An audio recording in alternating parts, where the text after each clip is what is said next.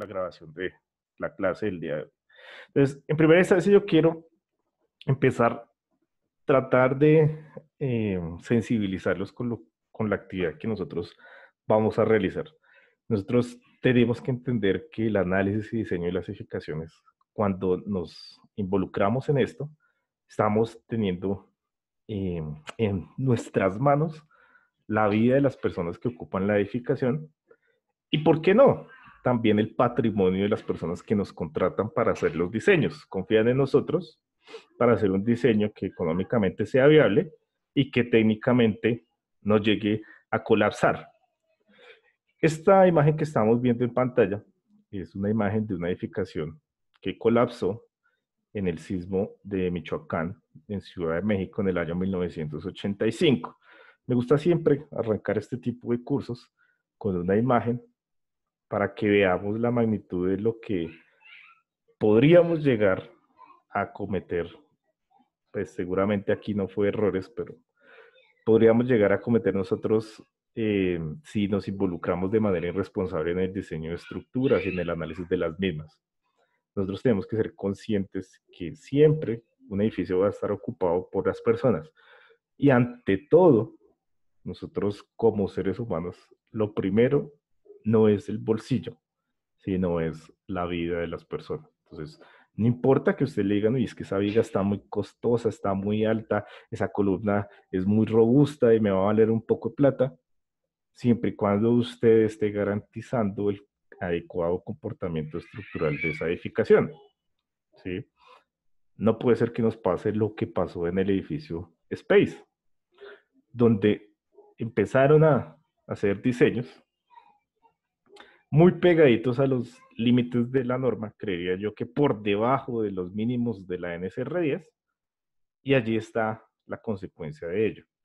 Tenemos unas edificaciones que casi que colapsan, tocó demolerlas ante la acción de las cargas gravitacionales. Es decir, no vino un sismo, que es para la condición extrema que uno diseña, no vino un sismo y la tumbó como en este caso de la imagen, sino simplemente con las cargas, ni siquiera de servicio, porque creo que ni habían entregado los apartamentos, empezó a tener problemas.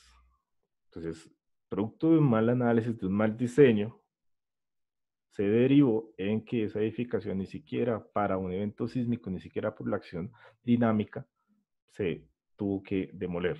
Entonces, eso ocurre cuando nosotros nos pasamos por la galleta todas las normativas y creemos que esos son los máximos, esos son apenas lo mínimo. Si yo tengo que tener en cuenta más cosas de las que la NSR10 contempla, pues las debo tener en cuenta.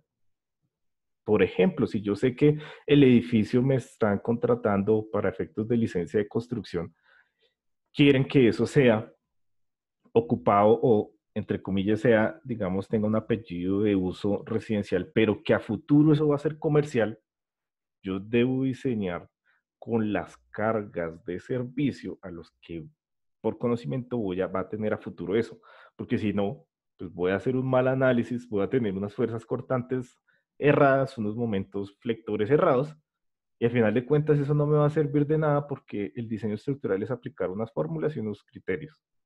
Entonces, si yo no tengo bien mi análisis estructural, puede conllevar a que este tipo de cosas sucedan. Bueno, aquí hay otra serie de aspectos. Se dice que por el estrato de suelo blando que tiene Ciudad de México, sirvió para que la magnitud de la onda sísmica se amplificara y generara una respuesta en los edificios diferente para los cuales fue diseñado. Entonces, México contaba en esa época con un código sismo resistente, pero entonces, como hicimos nosotros, seguramente fue una copia de la ACI 318, que es la norma americana, en la cual basamos la NSR10 y la NSR98. Sin embargo, los contextos locales son diferentes. México, al igual que Bogotá, tiene unos estratos de suelo blando bastante considerables. Estamos hablando que cerca de la zona del aeropuerto podemos encontrar hasta estratos de suelo blando de 120 metros. ¿Eso qué va a generar? Pues va a generar que entre mayor, perdón, entre mayor sea la profundidad de mi suelo blando, pues seguramente si yo tengo por aquí mi edificación, ¿cierto? Mi edificación está por acá construida. Y entre más alto sea el estrato de suelo blando, la onda sísmica que viene acá, pues se va a amplificar, y qué pena ahí con esos rayones, se va a amplificar en mayor medida, haciendo como un efecto, digamos, gelatina, lo digo yo. Cuando yo empiezo a molestar con la gelatina, entre más alta sea la gelatina, pues mayor va a ser los ladeos, digamos, los movimientos que va a tener ella. Eso va a pasar cuando yo tengo estratos de suelo blando muy grandes. La onda sísmica va a generar una amplificación, ¿cierto? Viajando por ese estrato de suelo blando hasta que llega al nivel donde la estructura funciona o trabaja como un oscilador y va a tener un comportamiento dinámico diferente, seguramente al diseñado que fue basado en normas de Estados Unidos, ¿cierto?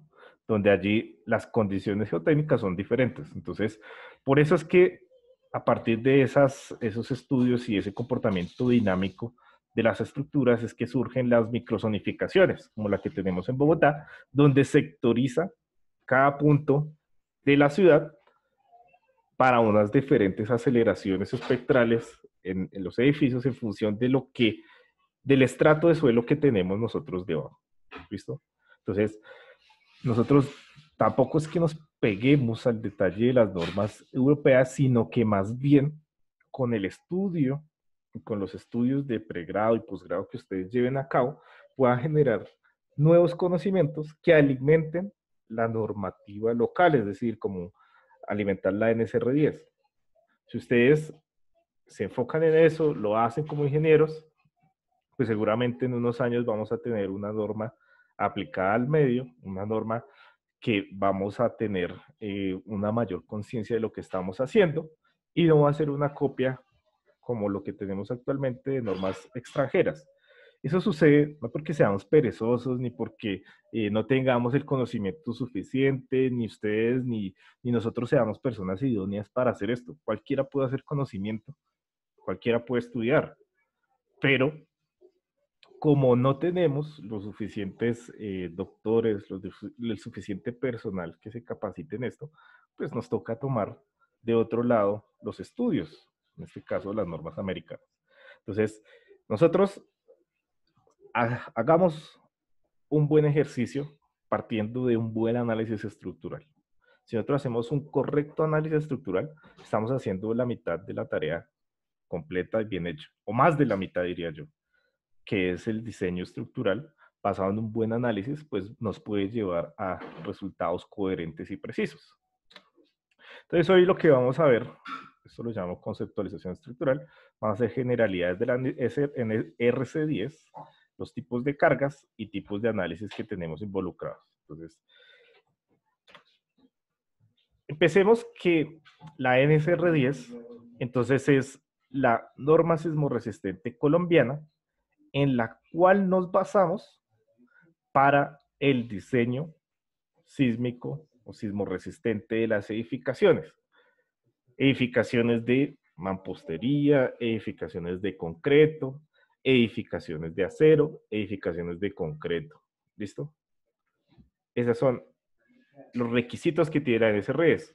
También incluye requisitos de protección contra incendio y también incluye, entonces, un capítulo en el cual nos hablan de estudios geotécnicos y en el cual el geotecnista, que es aquel persona que se hace el estudio de suelos, lo interpreta los resultados, nos dice cuál es la cimentación que debe llevar la edificación. Entonces, ¿cuál es el objetivo? El objetivo es que nosotros, mediante la aplicación de estos requisitos mínimos, evitemos un colapso, evitemos pérdida de vidas humanas y pérdida del patrimonio de las personas quienes nos contratan y el patrimonio de la nación. Claro, entendido que bajo un evento sísmico fuerte, donde se generen el colapso de múltiples edificaciones, pues el Estado tiene que asumir un gran costo. Y pues lo primordial que es la vida humana. No podemos permitir que producto de un mal diseño, producto de una mala ejecución en obra, pues tengamos un colapso de la edificación y que eso derive en la pérdida de vidas humanas. Entonces, ese es el objetivo de la NSR10. ¿Hasta dónde tiene alcance? Entonces, el alcance hace referencia a qué tipo de estructuras están contempladas para el diseño. Nosotros en nuestro código tenemos unas excepciones. Básicamente existen 4 tipos de sistemas estructurales que vamos a ver a continuación. Incluso también nos habla de rehabilitación y reforzamiento en estructuras ya existentes. Lo que estamos viendo aquí en las imágenes es una estructura que ya está actualmente construida y que está siendo reforzada, lo que vemos aquí en la parte derecha. Tenemos ya una estructura concreta, como vemos acá, ¿sí? Está un elemento en concreto, sin embargo a él se le está generando anclajes de otro tipo de armadura, se le sacan estribos adicionales, se está aumentando la sección transversal y eso va a derivar entonces en una mejor capacidad de carga, seguramente en una mayor rigidez, y eso es lo que conocemos como reforzamiento. Entonces, sirve como, o el alcance está dado para el diseño de estructuras nuevas y para el reforzamiento de rehabilitación de estructuras existentes. ¿Listo? Pero este tiene unas excepciones. ¿Cuáles son las excepciones que tiene este código? Pues nosotros vamos a tener excepciones como lo son los puentes. Los puentes no deben ser diseñados bajo la NSR10, no deben ser diseñados estructuras especiales como presas, no deben ser diseñadas estructuras como causeway, no deben ser estructuras como estaciones o líneas de transmisión eléctrica, las que sean diseñadas por este código. Realmente la NSR10 pues, nos da los criterios y requisitos para edificaciones y algunas estructuras como estructuras de contención de agua, ¿sí? Cimentaciones, muros de contención, pero este tipo de estructuras como puentes, presas, causeway y líneas de transmisión eléctrica son excepciones que la NSR10 no contempla, porque un puente tendrá entonces unos periodos de retorno diferente de los sismos, tendrá unos requisitos, unas exigencias diferentes, aunque de cierta manera son similares con lo que contempla un código para edificaciones como la NSR10. Y la presa, pues es una estructura que sencillamente también tiene otro tipo de análisis, otro tipo de diseño, son estructuras esenciales que no pueden generarse, digamos, una falla, porque donde falle esto, pues las pérdidas son catastróficas y aquí se tiene un análisis y un diseño mucho más detallado, mucho más específico, que seguramente lo que tenemos en la NSR10. ¿Listo? ¿Cuáles son?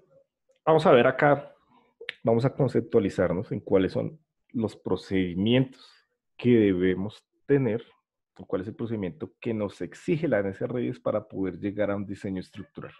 Y aquí nos vamos a dar cuenta cuál es la magnitud o el peso específico que se le da al análisis de las estructuras.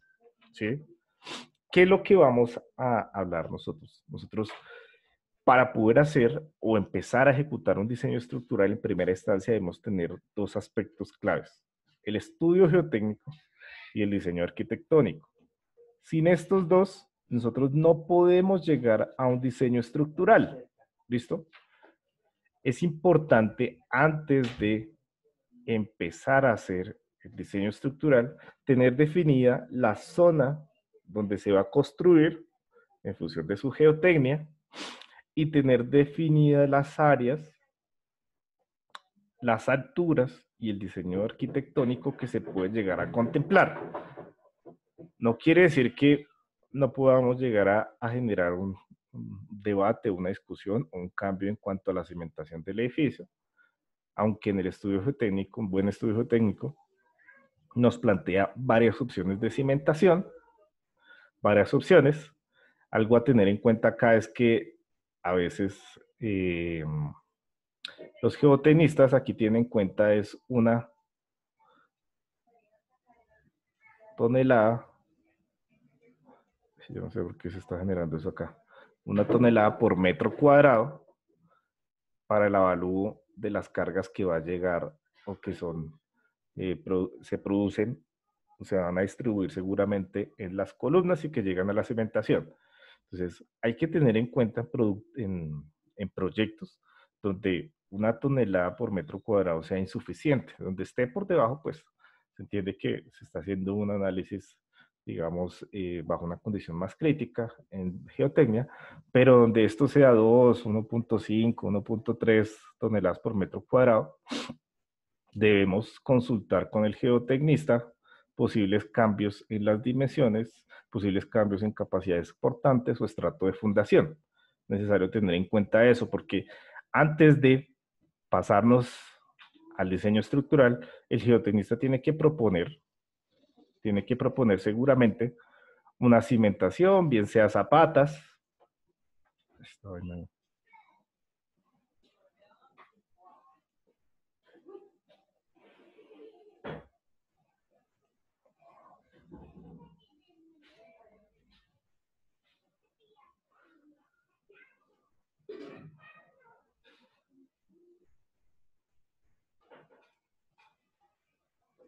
Bien sea unas zapaticas, ¿cierto?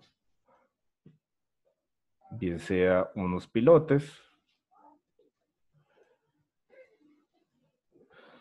bien sea una placa de cimentación, o bueno, dependiendo de lo que él obtenga dentro de sus estudios técnicos, va a proponer una, dos o tres o más alternativas de cimentación. Pero como él no tiene aún la concepción de qué es lo que va a llevar el edificio, va a estar trabajando seguramente en paralelo con el diseño arquitectónico, pues ellos asumen que es una tonelada por metro cuadrado el peso en una estructura de concreto, ¿listo? Una estructura de concreto aproximadamente. Y con base en este peso es que ellos hacen entonces su avalúo de cargas y sus capacidades y bueno, hacen sus cálculos respectivos que pues, no tengo idea de cómo los hacen, pero sí sé que se basan en este criterio. El diseño arquitectónico entonces debe contener los acabados, debe tener en cuenta las alturas, los espacios, donde va a quedar localizado el ascensor, donde van a quedar localizados los vacíos, para que posteriormente en nuestro diseño estructural nosotros podamos establecer irregularidades, nuestro centro de masa, centro de gravedad, y basados en el análisis estructural llegar a un correcto diseño de los elementos de resistencia sísmica. Para el diseño estructural, entonces, los pasos que nos dice la NSRI que debemos llevar a cabo son los siguientes. El primer paso es predimensionar y coordinar con otros profesionales. Entonces, no podemos permitir, ¿sí?, que se nos hagan este tipo de pasos de tuberías por elementos de resistencia sísmica. ¿Esto qué genera? Esto genera planos de falla. Cuando viene un sismo, seguramente por aquí es donde va a generarse la falla en ese elemento estructural.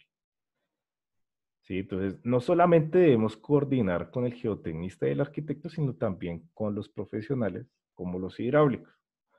No podemos permitirnos este paso de tuberías, aunque dependiendo del diámetro hay unos diámetros y unas aberturas que se pueden permitir. Sin embargo, dentro de los sistemas de resistencia, dentro del sistema de resistencia sísmica, no deberían existir este tipo de aberturas. Usted puede perforar en la placa, hacer los pasos, porque si no, ¿por dónde los hace? Pero ojalá por las vigas y columnas no, y menos cerca a nuestros apoyos, porque si algo nos quedó claro en nuestros cursos de análisis estructural, era que cerca a los apoyos, ¿qué sucedía con la fuerza cortante, muchachos? Mira, aquí está la columna, ese es el nodo, Y en análisis estructural nosotros establecimos que cerca al apoyo, ¿qué pasaba con la fuerza cortante? Es mayor. Es mayor, ¿cierto? Allí empezaban los Ujú. mayores niveles de fuerzas cortantes. Por eso cuando ustedes están construyendo, muchos de ustedes que han tenido la posibilidad de ser residentes de obra, ustedes se dan cuenta que los flejes, esos flejecitos que colocamos en, yo no sé esta vaina porque Y una pregunta, está llevando acá. Sí. pues digamos que todo dentro de la ingeniería civil tenemos los mismos conceptos y pues digamos que obviamente hay especializaciones, pero porque siempre es el mismo dilema con el tema hidrosanitario y con esos diseños que a veces siempre ocurren esos mismos pases. Obviamente pues se puede hacer un reforzamiento ahí, obviamente en un pase, pero siempre es el mismo tema y por lo general casi en la mayoría de obras sucede lo mismo, sabiendo que tenemos pues los mismos conceptos eh, pues básicos dentro de la estructura que se ven pues durante la carrera. Digo que es más porque ese tipo de problemas no se han evidenciado con un sismo fuerte. Cuando venga un sismo fuerte y nos demos cuenta que donde estamos pasando esas tuberías, bien sea del tema hidráulico o de sistemas de ventilación como aires acondicionados, y ahí se generen los fallos y se generen los problemas y los colapsos, entonces ahí es donde vamos a decir, uy, sí, tenían razón y no. Alguna vez yo con un director de obra tuve un enfrentamiento porque el hombre quería meter un paso de un sistema de ventilación de un aire acondicionado por un muro cortante. Y yo le dije, pues hermano, eso no se debe hacer.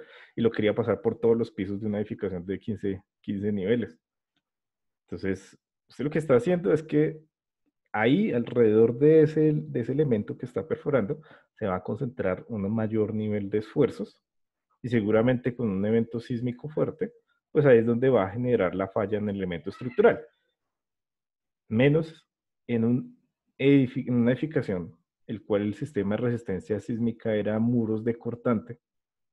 Este man quería hacerle huecos ahí por todos los niveles, aunque en algunos apartamentos se ve eso que le colocan ventanitas a todos los muros. Entonces, entre menos yo tenga aberturas en los muros, pues menos planos de falla voy a tener y menos posibilidad de que ese elemento llegue a fallar. Yo digo que es falta de que nos ocurra algo y que nos demos cuenta de la magnitud de las embarradas que se está haciendo. Cuando yo le dije, vea, usted puede hacer esto, esto, esto, le expliqué, me dijo, eso se viene haciendo desde hace años. Mi respuesta fue, usted como ingeniero no puede hacer lo que hace un maestro de obra. Con todo respeto, los maestros de obra saben mucho del proceso constructivo y eso nos ganan a nosotros. Eso sí, yo no lo niego, ¿cierto? Sí, sí, Pero ¿para sí. qué estudiamos nosotros 5, 8, cuando hacemos doctorado 10 años, para ir y salir a una obra a cometer este tipo de errores? Entonces aquí es donde falta mucho, por eso es que las herramientas como BIM han surgido tanto, donde es la coordinación de todos los profesionales en una plataforma. Entonces, Sí, ahí es ok. donde yo digo que debemos trabajar mancomunadamente. A veces se entrega el estructural y hacen estos pasos y nunca le consultan al estructural, ¿sí? Ni siquiera le piden un detalle de cómo debería ir reforzado o si por lo menos estudia si ese diámetro sí puede ir ahí o otro diámetro que pueda llegar a tener una menor afectación. Eso se puede analizar y no es que no se pueda hacer, se puede hacer, pero de todas maneras es jugar con la probabilidad de que pueda llegar a ocurrir algo ahí. Entonces, si lo podemos evitar, pues evitarlo.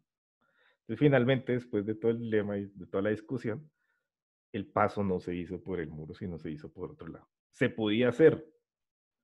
Si es un caso, mejor dicho, que no se puede pasar por ningún otro lado, pues háganlo. Pero a veces uno le puede decir al diseñador, no, vea, necesito un paso por acá, esta vigueta no se puede, esta vigueta no puede tener una menor dimensión, o en esta vigueta pudo perforar. Lo que yo recomiendo es que, hablando o ya definiendo, es que dentro del sistema de resistencia sísmica, que voy a hacer referencia al sistema de resistencia sísmica, es mis columnas y mis vigas, ¿cierto? Esas no me las toque. Miren, pero aquí hay unas viguetas que hacen parte de la losa de entrepiso. Ah, bueno, esas sí necesita perforarlas, perfórelas.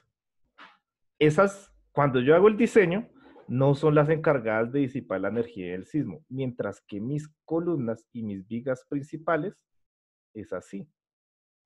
Entonces, si ese es el sistema por el cual yo voy a disipar la energía de un sismo, ¿por qué voy a generarle planos de falla para que no disipen la energía de manera adecuada? Pues usted perfore lo que es laca y vigueta.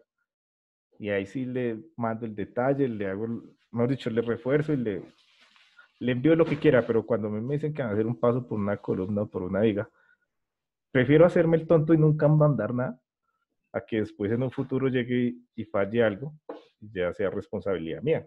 Porque si yo le doy un reforzamiento, le digo, bueno, esto hágalo así y así, pues ya el que tiene la responsabilidad es el diseñador por haber metido la cucharada.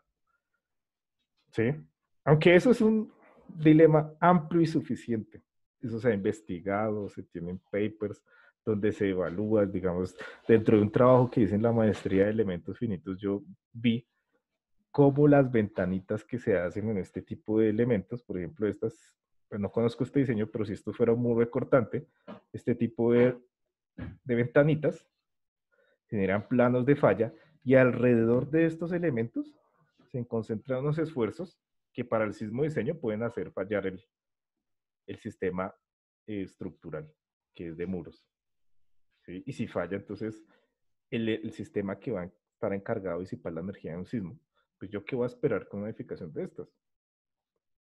Puede hacer que como nosotros diseñamos para un sismo, que es un sismo de diseño que tiene una magnitud muy alta, puede hacer que yo dure toda mi vida y jamás ocurra un sismo de esos. Pero puede hacer que no. Aún no sabemos en qué momento ocurren los sismos. Entonces yo no voy a jugar con mi tranquilidad. Yo prefiero dormir tranquilo y en estos casos en cuarentena dormir hasta las 9 de la mañana, pero no dormir intranquilo con hacer un paso por acá y generar planos de falla y pensar que en cualquier momento viene mi sismo de diseño y puede hacer que esto me colapse. No sé si le respondí en algo su pregunta o lo confundí aún más. No, sí, sí, sí. Pero entonces, no, como recomendación a todos, sí, el criterio de ustedes no está por encima de lo que se haya venido haciendo con los años. Con los años, si el criterio de los años pasados estuviera por encima de lo que el ingeniero estudia actualmente, pues cerremos los programas de doctorado, de maestría y centrémonos en lo que han hecho en la antigüedad y no generemos más investigación y conocimiento. Si esto estuviera escrito, créanme que no existiría gente con la posibilidad de hacer un doctorado y no se estaría actualizando las normas. Entonces, abrámonos un poquito a eso, abrámonos y abrámosle los dientes. Ayer, la semana pasada, estaba en una conferencia de la primera escuela de ingeniería sísmica y tuvimos la presentación de un ingeniero que está en una firma canadiense donde se encargan de hacer aisladores y disipadores de energía durante los eventos sísmicos. Y él empezó la presentación con algo muy cierto. Los ingenieros antiguos parecían leones y los ingenieros modernos parecemos gaticos, donde nos dicen algo en obra y ya nos achicopalamos y no decimos nada más.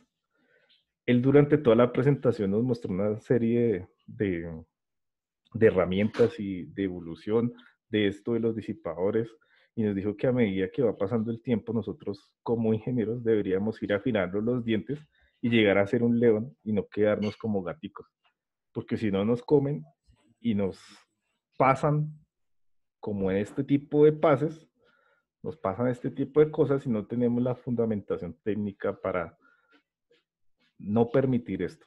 Entonces, la manera, y es una invitación que también les hago, a que nosotros tengamos las bases técnicas para poder justificar este tipo de herramientas, de cosas, es que todos los días nos afilemos los dientes y lleguemos a ser unos leones y no nos dejemos meter los dedos a la boca porque si no, salen sin mano.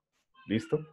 Pues para eso es que ustedes están estudiando, muchachos, y con respeto de todos y con respeto de pronto de los que tengan familiares, quizás maestros de obra, ellos saben mucho del proceso constructivo, pero los que estudian son ustedes. No quiero generar un debate con esto, ¿no? No, dije. Listo. ¿Sí quedó resuelta la duda o tenemos algo más? No, sí, dije, perfecto. Listo. Entonces, una vez nosotros ya coordinemos, aquí por eso la herramienta BIM ha tomado tanta fuerza, donde podemos coordinar todos los aspectos y los profesionales que se van a ver involucrados o inmersos dentro de nuestro diseño, podemos pasar al segundo, o bueno, o un paso B dentro de ese paso 1 que contempla la NSR10. Es que definamos qué tipo de sistema estructural es el que vamos a implementar. Aquí seguramente nos vamos a apoyar mucho de arquitectura y seguramente también nos vamos a apoyar de los geotecnistas, porque dependiendo del sistema estructural, pues vamos a tener X o Y condiciones en nuestra cimentación y en nuestro análisis y posterior diseño estructural. Entonces, básicamente, existen 4 sistemas estructurales contemplados en la NSR10. Entonces está este sistema de muros de carga. Entonces aquí existen muros de carga, solamente he colocado la imagen de muros de concreto, pero también pueden existir muros en mampostería estructural, mampostería confinada, donde sean muros de carga y elementos que van a ser encargados de disipar la energía de un sismo. Todo lo que nosotros vamos a hacer es, a partir de un sistema principal, tratar de que este sistema sea el encargado de disipar la energía durante un evento sísmico. Cuando hablemos de muros de carga, entonces lo que más vemos nosotros es ahora en los apartamentos, este tipo de estructuras donde tenemos muros que van a ser los encargados, muros de corte, los cuales son encargados de disipar la energía durante un sismo. ¿Listo? Entonces aquí estarán este sistema estructural. Seguramente más adelante vamos a hablar un poquito más o a detalle de estos y ver diferencias entre algunos de ellos.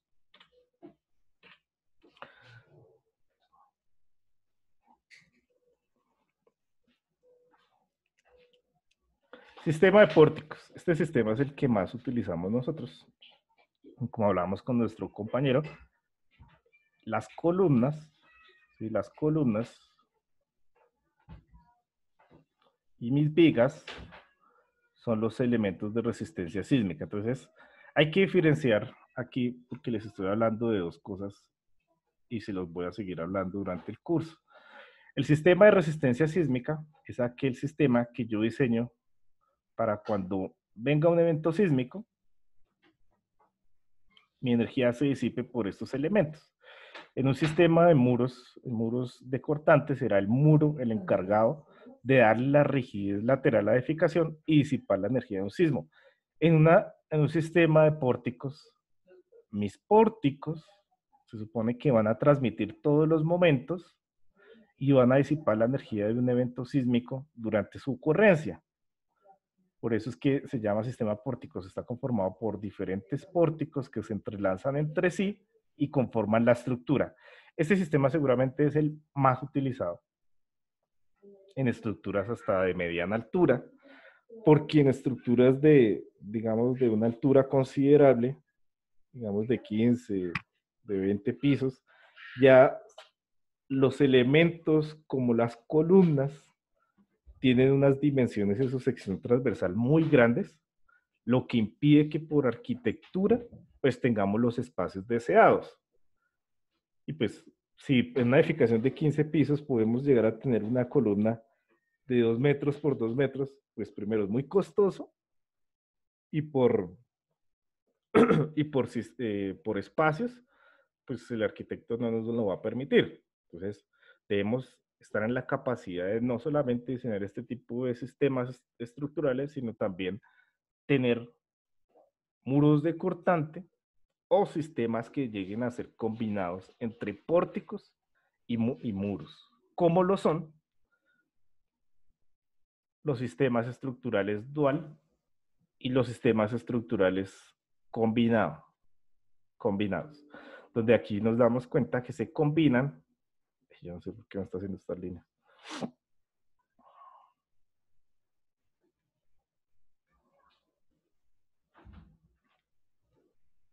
Entonces aquí me doy cuenta que se combinan el pórtico, ¿cierto? Los pórticos con muros. y que es un sistema que me da una rigidez adecuada y puede entonces derivar en que no tengo esa sección transversal tan robusta como si hiciera solo el elemento, el sistema estructural aporticado. Entonces, ¿qué condiciones debo tener para esto? Que debo tener un pórtico que al menos soporte el 25% de la carga horizontal. Y cuando hablemos de carga horizontal, haremos referencia entonces a la carga sísmica. ¿Listo? El pórtico va a estar encargado de disipar el 25% de la carga sísmica a la cual yo voy a diseñar. Y que eso va a depender entonces de dónde se construya la edificación. Los demás elementos, muros y pórticos, puede ser que tenga diagonales. Aquí puedo tener pórticos con diagonales, ¿sí?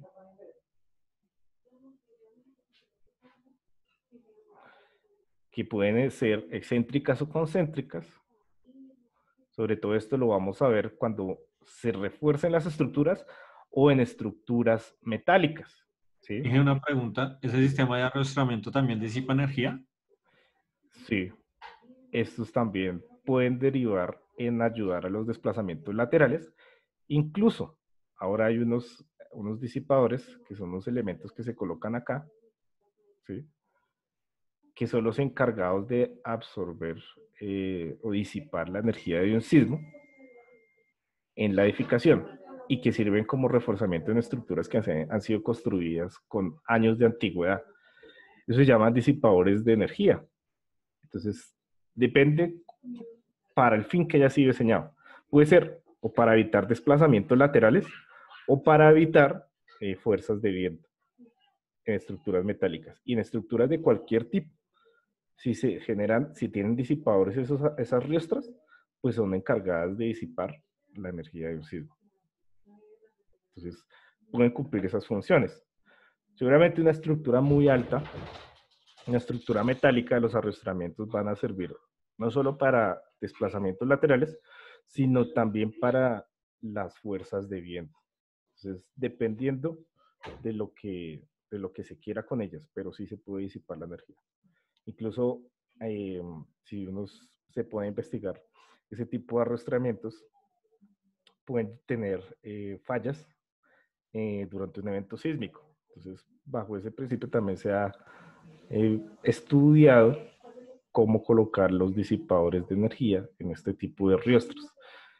Yo lo que estoy haciendo en mi proyecto de doctorado es generar o cambiar ese tipo de arrastramientos por unos elementos en arco colocados en la unión viga-columna,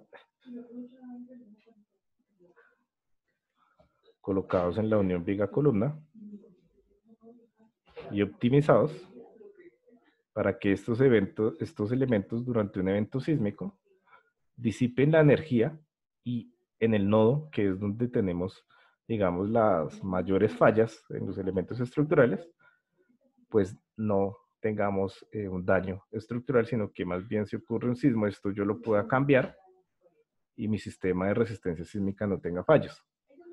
Eso es lo que está, o la tendencia que tiene el reforzamiento y diseño de estructuras, donde también se puede diseñar por desempeño, que a grandes rasgos el desempeño es que si su cliente o la persona para que la contrató a usted para el diseño estructural, le dice, vea, yo quiero que esa edificación, realmente yo la voy a utilizar 5 años y al cabo de 5 años yo la voy a tumbar y voy a construir un edificio más alto, mientras que yo reúno más dinero.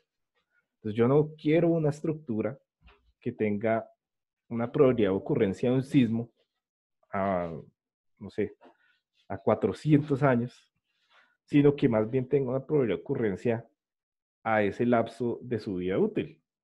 Y si yo hiciera el diseño así por ese desempeño, pues entonces lo que voy a esperar es que mis elementos de resistencia sísmica sean menores. Entonces, a lo que tiende el diseño y el análisis de estructuras es a evaluarlas por desempeño y a aislar en la base, que es, digamos, los aisladores que nosotros tenemos acá en nuestra base, ¿sí? O disipadores de energía que podemos tener en la estructura. Pero eso sí se puede dar, que los arrastramientos se encarguen de disipar energía. ¿Sí? Vale, Inge. Listo. Entonces, las dos características eran esta y que el resto de la energía que proviene de un sismo o la carga horizontal la se encarguen de disiparla los muros, los pórticos o las diagonales, lo que tenga diseñado adicional. ¿Listo? Si esto no se cumple, entonces aquí aparece mi sistema combinado, donde los pórticos, los muros, se pueden dividir en cualquier porcentaje, la disipación de esa energía, o como asumen la carga horizontal, que son las acciones dinámicas producto de un sismo, que nosotros finalmente lo que vamos a ver acá es que las representamos con carguitas aplicadas en los nodos, que tienen una magnitud igual a un cortante basal, que lo llamamos al peso del edificio por un S sub A. Y que este peso pues va a depender de las cargas. Y que este S sub A pues va a ser la aceleración espectral que se supone el sismo va a tener para esa edificación. ¿Listo? Nosotros vamos a hablar más detenidamente de esto cuando llegue el momento de empezarnos a empapar de dinámica estructural y de ingeniería sísmica. Por el momento vamos a dejarlo ahí. Este paso 1 también contempla saber dónde se va a construir la edificación, ya que según la NSR10, este mapita, o Colombia, se ha basado, se ha discretizado en 3 zonas. ¿Listo? En 3 zonas de amenaza sísmica, que son intermedia, baja y alta. ¿Que cómo se llegó a eso? Pues simplemente se hizo un análisis estadístico y probabilístico de la ocurrencia de los sismos en el territorio nacional y se llegó a discretizar en estas zonas en función de la probabilidad de ocurrencia de un sismo, donde se encontró que, como bien sabemos, seguramente por aquí en Bucaramanga, por aquí en Popayán, son zonas que tienen una actividad sísmica y que la probabilidad de ocurrencia de un sismo es alta. Y zonas como Barranquilla, Cartagena, Puerto Inírida, Mitú, allí casi nunca hay o existe, o ha existido más bien en la historia de sismicidad de Colombia un sismo, y por lo tanto se catalogaron como zonas de amenaza sísmica baja. Y las que estaban entre esas dos, que no sabían si era alta o baja, pues las definieron en intermedia. Y que aquí en Bogotá es el caso de esto, de intermedia. ¿Listo? Eso obviamente va a repercutir en unas exigencias en cuanto a las dimensiones de los elementos estructurales y en definir qué sistema de energía sísmica es el que yo voy a diseñar para mi edificio. Más adelante hablaremos de esos sistemas de disipación de energía. Sin embargo, nosotros tenemos que meternos en la cabeza que no es lo mismo diseñar un hospital a diseñar una vivienda, ¿cierto? Y no es lo mismo diseñar una vivienda en una zona donde la probabilidad de ocurrencia de un sismo es baja a una zona donde la probabilidad de ocurrencia de un sismo es alta.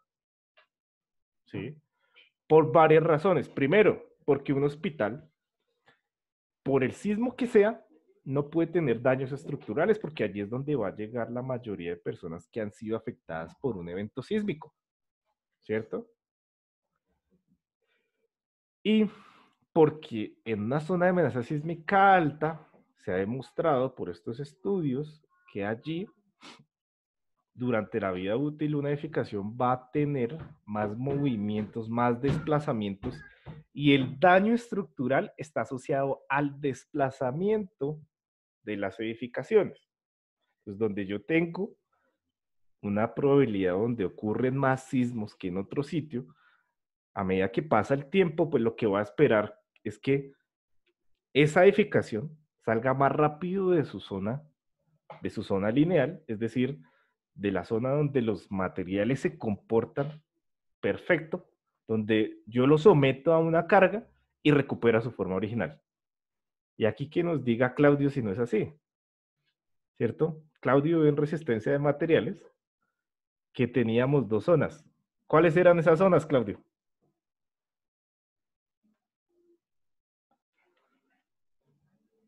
¿Claudio no está? Sí, señor. Pero, ¿cómo me repite? ¿Cuáles eran las zonas esas zonas donde el material, la historia del material se partía en dos? Ustedes vieron en mecánica de materiales dos zonas en los que para los materiales la historia se partía en dos, en un antes y un después. ¿Cuáles eran esas zonas que salían de los gráficos de esfuerzo de formación? Claudio, vos conmigo resistencia de materiales, ¿cierto? No, Inge, yo la verdad con su merced creo que no. Sí, yo me acuerdo que usted no iba a los laboratorios, hermano. Lo que pasa es que no fue casi. Bueno, sí, es que la repetí. Pero sí, sí, sí. En el punto intermedio donde se rompe. ¿Cuál era? ¿Quién se acuerda de eso? ¿Se acuerdan de los diagramas esfuerzo de formación? Sí, sí, señor. Que Había llegaba dos a zonas. un punto donde llegaba al punto elástico. Eso. Entonces hay una zona elástica y una zona plástica. La zona Correcto. elástica era donde mi material, antes de someterse a ese esfuerzo, recuperaba su forma original. Después de ese punto que llamamos límite de proporcionalidad, o el gel point, como decía el ingeniero Galvis, después de ese punto, ya el material nunca iba a ser el mismo. A partir de ese punto, mi material entonces adquiría deformaciones permanentes, ¿cierto? Adquiría deformaciones permanentes y después de un paso, después de someterlo a más esfuerzo, seguramente iba a llegar a la falla, que era el ensayo que nosotros veíamos en una barrita de acero. Ahorita vamos a ver si lo vemos. ¿Señor? La zona de fluencia. Exacto, la zona de fluencia. Que básicamente, aquí tengo una grafiquita, una fotico.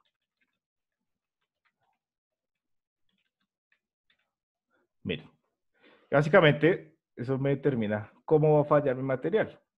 Una falla frágil será la falla en la cual se desprende mi material de manera súbita y una falla dúctil será entonces aquella en el que mi material, en el caso de un concreto reforzado, mi acero, será el encargado de avisarme o de adquirir deformaciones permanentes antes de llegar a su falla, ¿cierto? Antes de que genere ruptura en el material. Entonces, tenemos falla frágil o falla dúctil, hablando en el concreto. La falla dúctil será una falla súbita, una falla inesperada, y una falla frágil da aviso antes de que colapse el edificio. Por eso es que nosotros trabajamos, o lo que esperamos es que el acero sea aquel en el que falle en los elementos estructurales o se genere ductilidad en estos elementos, genere deformaciones permanentes y no llegue a la falla, a evitar que se genere una falla frágil. Si mi concreto no tuviera reforzamiento, pues lo que yo tendría serían unas fallas frágiles y se desprendería mi material, mi estructura, caería de manera súbita. Por lo menos aquí, cuando tengo acero, puede llegar a fallar, pero me da aviso, me da un tiempo en el cual se genera la utilidad y puede generar el tiempo adecuado para que las personas por lo menos evacúen la edificación. Nosotros en la NSR10 tenemos un principio que se llama el principio o nos basamos en que vamos a tener una columna fuerte y viga débil. ¿Qué quiere decir eso? Que en nuestras edificaciones lo que esperamos es que falle mi viga antes que la columna. ¿Listo? Eso es lo que esperamos en las edificaciones. Eso es lo que vamos a esperar con el diseño y es lo que espero que nosotros podamos llegar a ver acá.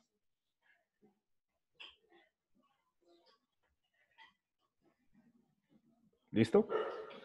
Entonces, ese concepto de mecánica lo estamos recogiendo. Como aquí la primera semana debemos hacer un repaso de los conceptos de mecánica de materiales, por eso estamos repasándolo acá. ¿Tienen alguna pregunta hasta el momento, chicos?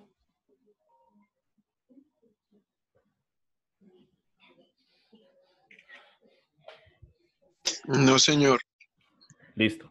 Entonces vamos a continuar.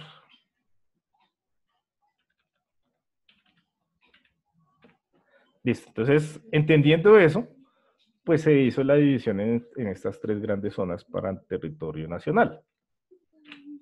Luego vamos a ver evaluación de las solicitaciones definitivas. Es necesario entonces aquí conocer todas las especificaciones de acabados, es decir, el diseño arquitectónico debe ser el definitivo. Debemos conocer el uso de la edificación, es decir, si mi edificación va a ser de uso comercial, si mi edificación va a ser destinada a una estación de bomberos, si va a estar destinada a algo comercial, a oficinas, si va a estar destinada a bodegaje, qué tipo de material voy a tener allí en la bodega y demás. ¿Listo? Es necesario porque con ello podemos llegar a un buen o un correcto análisis de la edificación o de la estructura. Y con esto determinaremos el peso de la edificación, incluyendo las cargas vivas y la fuerza de viento. Aquí entonces, luego para el análisis de la estructura, haremos el análisis por mi fuerza sísmica, que la NSR10 lo contempla como una E. Y más adelante veremos entonces cuáles son las fuerzas que yo debo tener involucradas dentro de un análisis estructural. ¿Listo? Y haremos referencia y explicaremos cada una de ellas teniendo en cuenta las cargas vivas, fuerzas de viento y demás. Luego en mi paso número 3 yo voy a generar el nivel de amenaza sísmica. Bueno, algo importante acá es cómo llego yo a evaluar las solicitaciones definitivas. Yo les había dicho que la carga del cortante basal dependía del peso. Entonces, yo voy a tener que hacer un avalúo de cargas para determinar ese peso en la edificación. Con ese avalúo de cargas, pues yo ya lo voy a multiplicar con el S sub A, que me voy a dar cuenta ahorita, o más tarde, o después, o esta semana, que va a salir entonces de mi espectro. Este espectro entonces será la aceleración en función del periodo de la estructura, y allí recordaremos a qué hacemos referencia cuando hablemos de periodo. ¿Listo? Para eso me sirve las solicitaciones definitivas. Obtención del nivel de amenaza sísmica. ¿Qué es lo que tengo acá? Yo en pantalla les estoy presentando, entonces, dos planitos de Bogotá, que es la zona, o pues que es unas microzonificaciones, la que más conozco, porque con ella hice mis estudios del análisis dinámico no lineal de edificaciones en acero para estructuras de 5, 10, 15 y 20 pisos de altura en Bogotá, y que evalué su respuesta en mi tesis de maestría, el comportamiento en diferentes zonas de la ciudad. Y allí evalué entonces cómo era su comportamiento dependiendo de su altura y de registros sísmicos como el de Quetame y de la Mesa de los Santos. ¿Listo? Entonces allí, ¿qué hice? O básicamente, ¿qué es esto? Nosotros sabemos dónde vamos a construir, por ejemplo, en el caso de Bogotá, en qué punto construiremos. Si nos damos cuenta, por aquí es el aeropuerto. Si vamos a construir en Fontibón, pues ya hemos dicho que los estratos de suelo blando en esa zona son altísimos. Hemos dicho que hasta profundidades de suelo blando de 120 metros. Entonces, la roca como tal, la profundidad de basamento va a ser muy profunda. Y el viaje que va a tener la onda sísmica hasta llegar a nuestra edificación donde se comporte como un oscilador, entonces va a generar una amplificación de esa onda. Por eso es que se divide en diferentes zonas Bogotá para tener en cuenta el suelo, la respuesta que pueda llegar a tener ese suelo, esa edificación. ¿Qué va a pasar? Si yo me doy cuenta acá, seguramente una zona como Los Rosales, si no estoy mal es por ahí, en Los Rosales, En los rosales, yo encontraré la profundidad de basamento o mi roca madre mucho más cerca que en Fontibón. Es decir, la respuesta sísmica allí va a ser completamente diferente de construir una edificación en Fontibón que en Los Rosales. Allí seguramente. Por eso también el costo de la vivienda por allí, ¿cierto? Entonces, se supone que donde encuentro la roca es la mejor cimentación que puede haber. Entonces, el costo de las edificaciones allí va a ser mayor por sus áreas y por sus acabados, pero también porque esa zona es muy buena. ¿Listo? Cuando se habla del comportamiento dinámico. Una pregunta. Por ejemplo, en la zona del lago, por donde queda Unilago y todo eso, ya antes se había hablado de este tema, pues en una clase pasada creo, se había hablado de este tema de que del hundimiento de las estructuras en la zona del lago, que de hecho uno pasa por ahí y ve zonas donde hay frecuencia de hundimiento y que las estructuras están un poquito como hundidas, como llevadas, sumidas por el terreno. ¿Ahí qué tipo de rehabilitación se le puede dar al pilotaje o no sé cómo se rehabilita esa estructura ya cuando es por hundimiento? Pues es muy difícil. El problema es geotécnico y lo que hacen o que se puede llegar a hacer son como un tipo de inyecciones para mejorar el estrato de fundación de la edificación. Pero digamos que yo ya corregir la inclinación o digamos el asentamiento que se está generando es complicadísimo. Lo que se puede hacer es tratar de mejorar el estrato del subsuelo por medio de inyecciones para mejorar la capacidad portante del mismo y así evitar que el problema continúe. Y ya reparar, pues, digamos, las grietas dependiendo del espesor, ver si de pronto se ha generado afectaciones o patologías que deriven ¿en qué?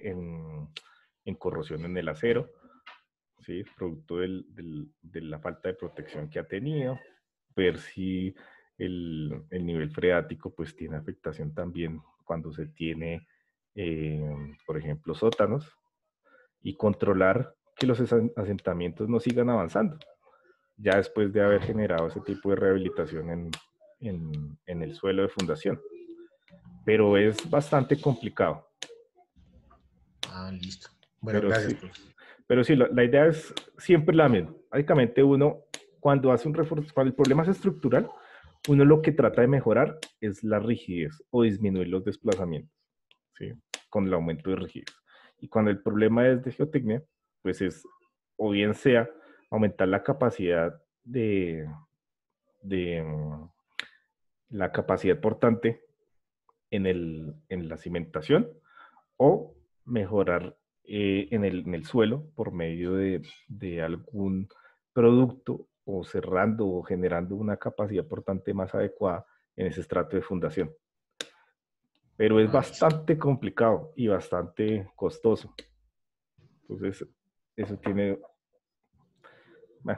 unos estudios y a veces esos estudios se quedan ahí en el escritorio porque llegan a evaluar y no es viable para ese tipo de administraciones en edificaciones. Entonces, hay que tener mucho cuidado con eso. Eso se logra haciendo, digamos, un estudio muy detallado de la zona. Si el geotecnista sabe, pues hace un estudio demasiado detallado porque a veces los requisitos mínimos son mínimos.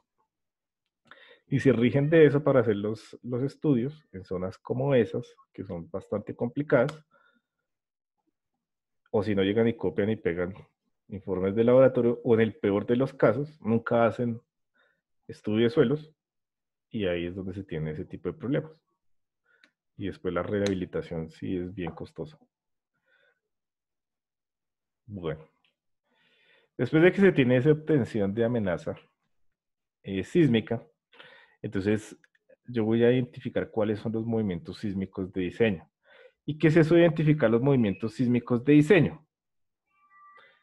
Es generar un espectro en función de la respuesta que puede llegar a tener mi estructura, dependiendo del periodo y de la zona, donde se identifican periodos cortos, por aquí estarán los periodos largos, que va a depender básicamente del tipo de sistema estructural y de la altura del mismo, y aquí me va a decir cuál es la aceleración espectral esperada para el sismo de diseño. ¿Listo? Y eso dependerá de las condiciones locales. Por eso aquí en Bogotá nosotros tenemos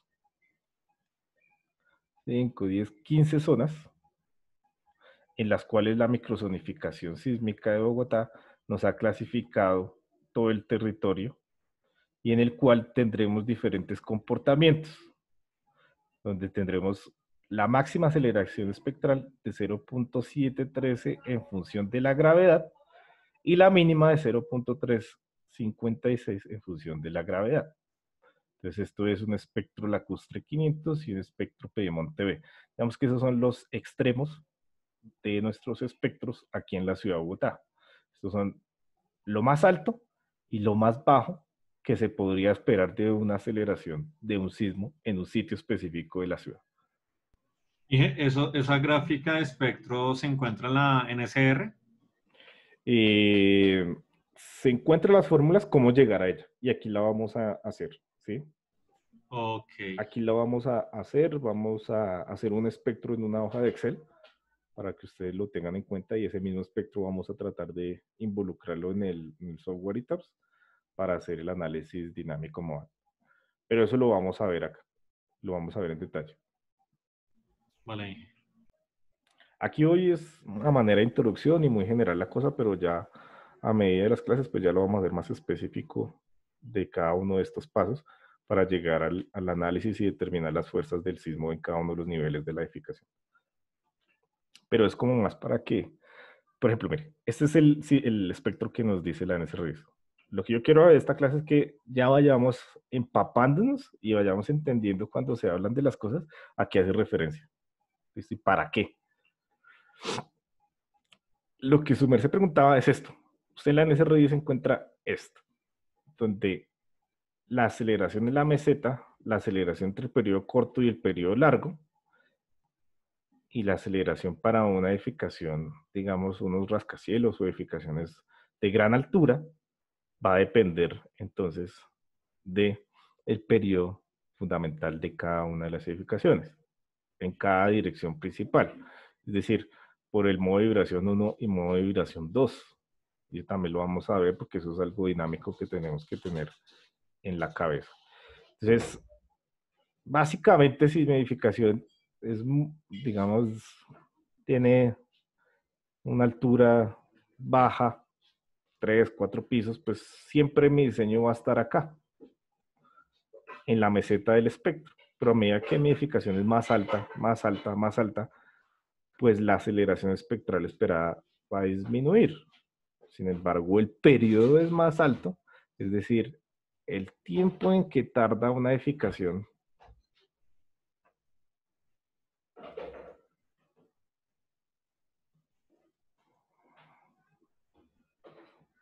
en ir y venir, ese tiempo en el que tarda la edificación en hacer este movimiento, en ir hacia la derecha, ir hacia la izquierda y volver a retornar a su posición original, es lo que conocemos como el periodo. Entonces, entre mayor sea la altura de la edificación, pues lo que yo espero es que mi periodo sea más alto y la aceleración espectral va a ser menor. ¿Listo? Como se va a distribuir esa fuerza en toda la altura de ese edificio, pues va a ir siendo menor. ¿Cómo se obtienen esos espectros? Entonces, miren, aquí es básicamente lo que estábamos hablando. Edificaciones con mayor altura, pues van a derivar en periodos más altos, ¿cierto? Hay una formulita en la NSR10 que me dice que aproximadamente el número de pisos multiplicado por 0.1 me va a dar un periodo aproximado.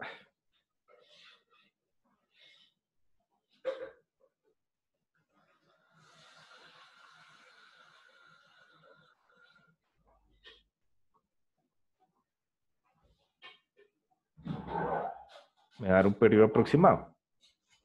Es decir, que podríamos asumir por esta fórmula que esto sería una edificación de 3, 5 y 10 pisos de altura. El amortiguamiento. El amortiguamiento que nosotros asumimos para todas las edificaciones es el 5% del crítico. Es decir, esta estructura, cuando empiece a oscilar, pues va a tener algo que la va a amortiguar y que la va a hacer llegar a cuando una vez termine la aceleración, volver a retornar a su punto de origen sin seguir moviéndose, ¿cierto? Si yo no tuviera amortiguamiento, pues la estructura seguía oscilando, oscilando, oscilando, oscilando, oscilando, oscilando, oscilando a lo largo del tiempo, si este amortiguamiento no existiera. Y nosotros consideramos que para los espectros de diseño este amortiguamiento es el 5% del crítico. Y la aceleración máxima entonces va a ser diferente, ¿cierto? Aquí vemos que está en función de la gravedad y vemos que para otras estructuras estará en función de la altura o de la gravedad. ¿Qué quiere decir esto? Yo con este periodo voy aquí a mi gráfica.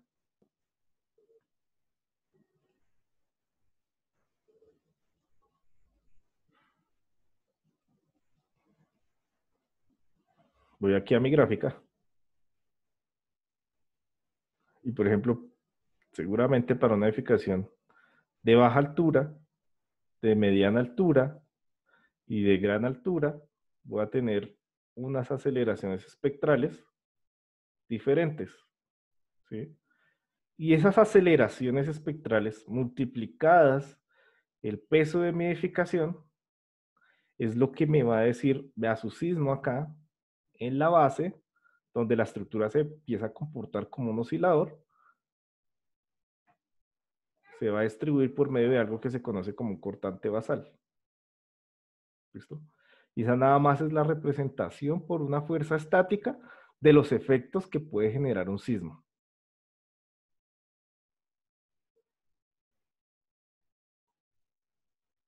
¿Listo? Eso será entonces la manera con la cual nosotros representamos una acción dinámica a una acción o una condición estática. ¿Sí? ¿Y de dónde salen? Esos salen a partir de los registros sísmicos en la historia, por ejemplo, de Bogotá o en la historia mundial traídos a las condiciones locales. Entonces, aquí vemos el registro sísmico para el sismo de California que ocurrió en mayo de 1940. Y estas son las componentes norte-sur. Mi sismo puede venir en cualquier dirección. Sin embargo, yo represento las fuerzas por idealizar la estructura en dos direcciones.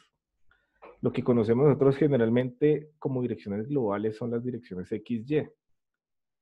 Pero realmente si yo me analizara una esquina de mi edificio,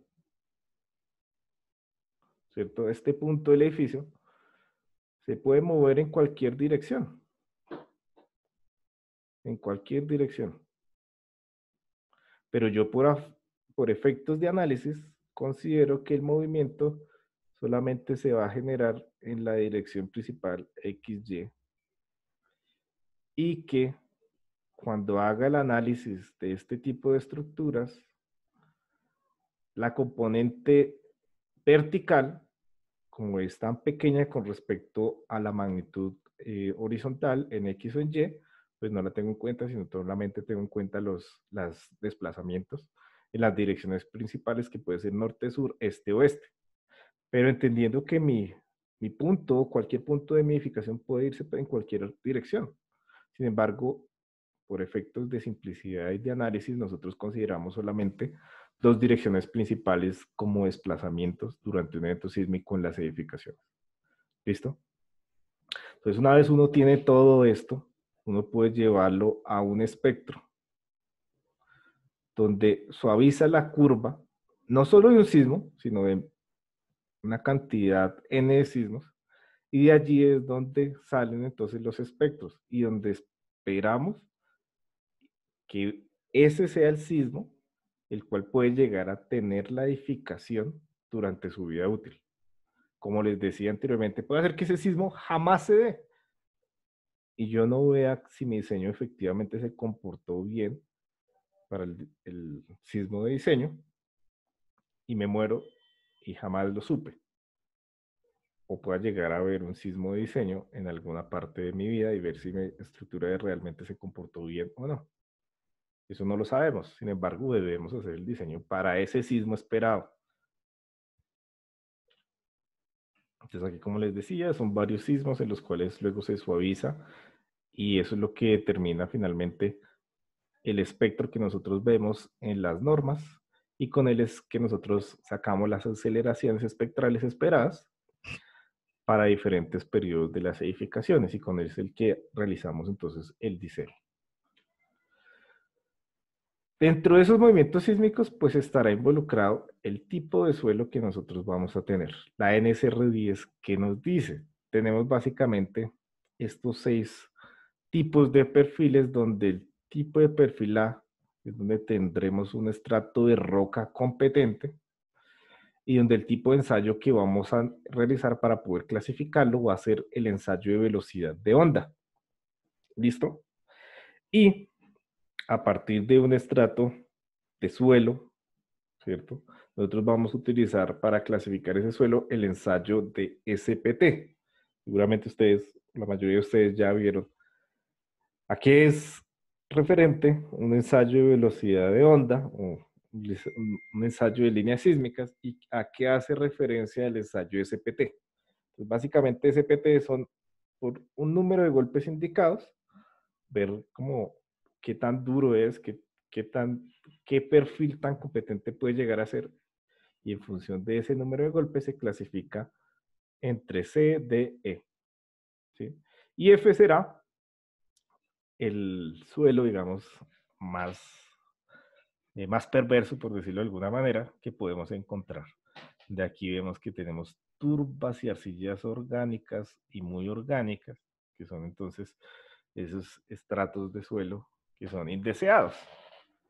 ¿Listo? Pues depende también de la profundidad que tengamos el estrato, como por ejemplo nuestra turba, donde se va a clasificar en 4 subdivisiones, F1, F2, F3 y F4. Pero seguramente esto lo van a ver con más detalle en geotecnia. Sin embargo, acá es importante conocer cómo se clasifica ese tipo de perfil. ¿Por qué? Porque cuando yo voy a hacer el análisis estructural, lo que espero de un estudio de geotecnia es que tenga esta clasificación, o que por lo menos yo pueda decir, si me dedico a estructuras, a ver, usted hizo el estudio de suelos, pero usted hizo un SPT en roca. Eso no se puede hacer. Entonces, usted necesita un ensayo de líneas sísmicas o de refracción de ondas y poder clasificar su estrato entre uno u otro, porque este comportamiento del suelo sí va a cambiar entonces su aceleración espectral y posiblemente la condición estática del sismo que usted le va a dar. ¿Listo? Lo mismo el ensayo CPT. Usted ya sabe más o menos cómo puede ser su perfil y que de pronto no sea que el geotecnista se copió, hizo copy-paste de algún proyecto anterior y se le fue algún tipo de perfil. Usted debería verificarlo, ¿cierto? Y también establecer por qué no, si a su criterio puede generarse en algún punto alguna falla o tenemos alguna falla, que eso se vería en más detenimiento o con mejor detalle cuando se haga el ensayo de velocidad de onda.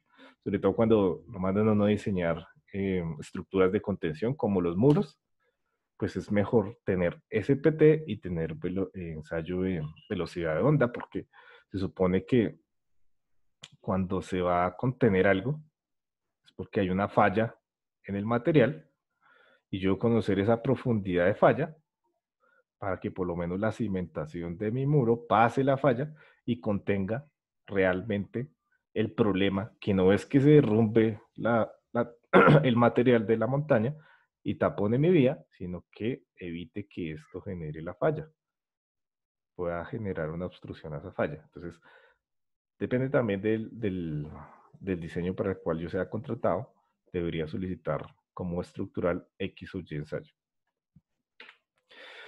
Entonces, aquí fijémonos. Entonces, básicamente, como nos damos cuenta acá, en nuestro espectro elástico de aceleraciones, va a depender de unos factores A sub A, F sub A sub B, F sub E. Entonces, fíjense ustedes, en un tipo de suelo E, en un tipo de suelo D, en un tipo de suelo C, B y A, esta velocidad o la amplificación de la velocidad, como se da, entre peor sea el suelo, voy a tener una mayor amplificación. Y eso es lo que se quiere ver con los espectros en función del tipo de suelo, ¿cierto? Evaluar las condiciones locales en donde yo voy a tener cimentada mi edificación para así poder representar de la mejor manera entonces los efectos que voy a tener ante la ocurrencia de un sismo. ¿Queda claro? ¿Aquí tenemos alguna duda, chicos?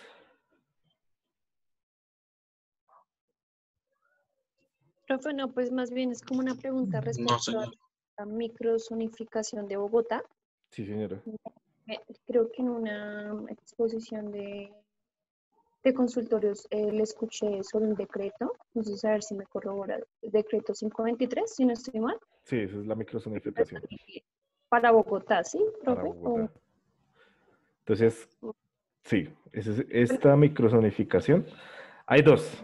Esta es del año 1997, donde esta fue la microzonificación básicamente para la NSR 1098, y esta es la vigente, que es del el año 2010 o 2009, quizás, para la NSR 10, NSR 10, ¿sí? Entonces, 523. 523, sí. El decreto ¿Dónde? 523. El decreto 523 del año 2010. La microzonificación sísmica. ¿Por qué es importante conocer esto?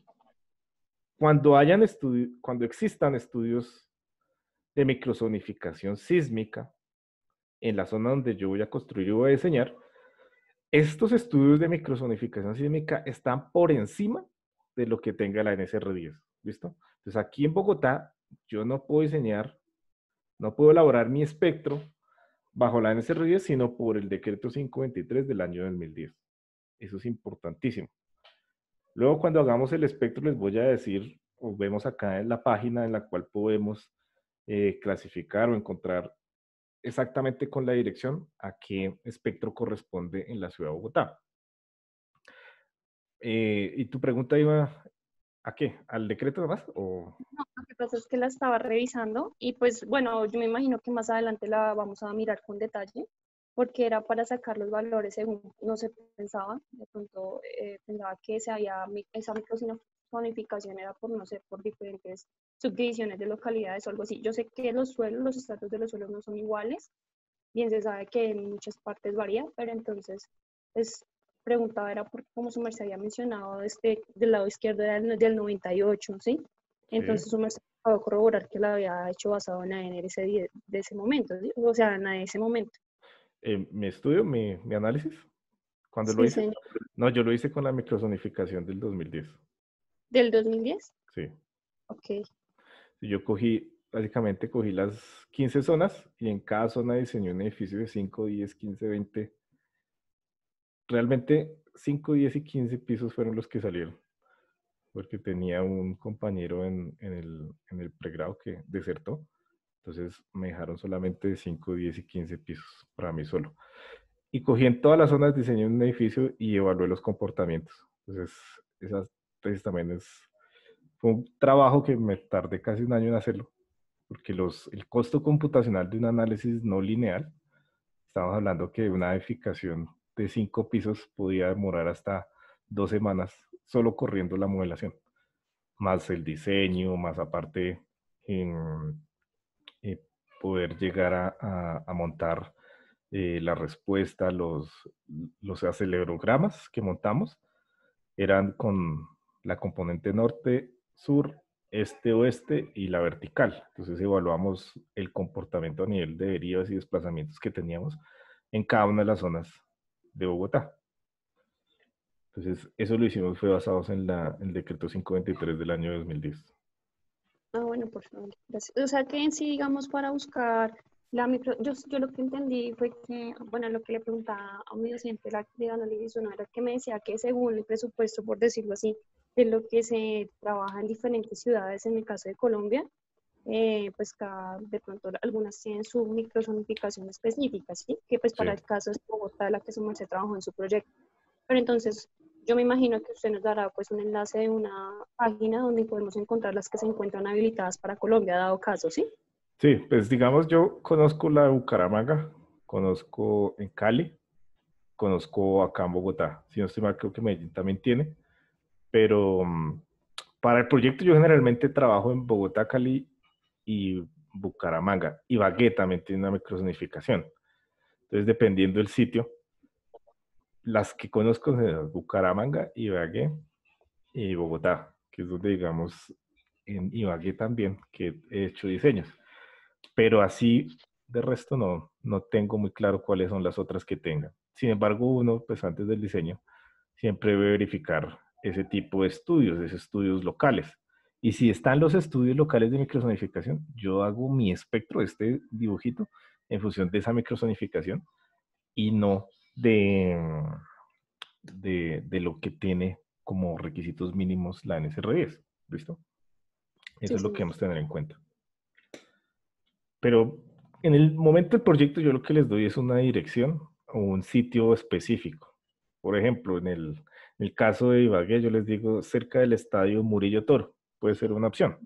Entonces usted va y busca ya en esa microzonificación qué parámetros sísmicos están en esa zona, porque es que la de Ibagué está dividida así como por sitios representativos. Entonces eso es lo que pueden buscar ustedes. Listo. Listo. Bueno, y entonces acá va a aparecer algo que son el grupo de uso y coeficientes de importancia, ¿sí? Vamos a, por el día de hoy, vamos a dejar acá. Sí quiero que ustedes, por favor, escriban sus correos o llamen y que legalicemos, que aparezcan en el curso.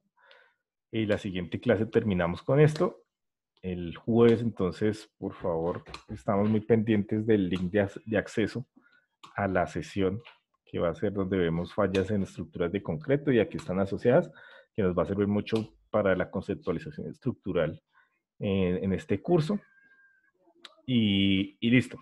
No sé si tengamos alguna duda. Hoy, por ser la primera clase, vamos a terminar tempranito y mientras nos vamos acostumbrando a estas 4 horas, porque sé que son complicadas para todos. Ya en este momento están ustedes cansados de trabajar, todos estamos cansados de las actividades diarias, pero vamos a hacerlo lo más ameno posible. Para que no se me duerman hoy, vamos a dejarla hasta acá.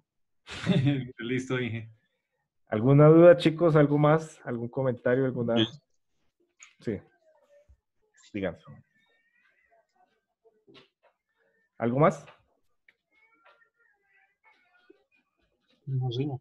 Listo, chicos. Entonces no se les olvide, la monitora está haciendo un grupo en WhatsApp. Por favor, se unen a ese grupo y con eso vamos a tener la comunicación. Ahí en el grupo les voy a compartir el link para la clase del jueves. Y no siendo más, nos vemos entonces mañana a las 6:20 iniciamos para que alcancen a llegar todos. ¿Listo? Sí, sí, ingeniero. Muchas gracias. Gracias. Muchas gracias, que estén bien. Gracias. Hasta luego. Hasta luego. Gracias. Muchas gracias. Hola, dije, feliz noche. Hasta luego. Tenga buena noche. Lo mismo, que estén bien todos.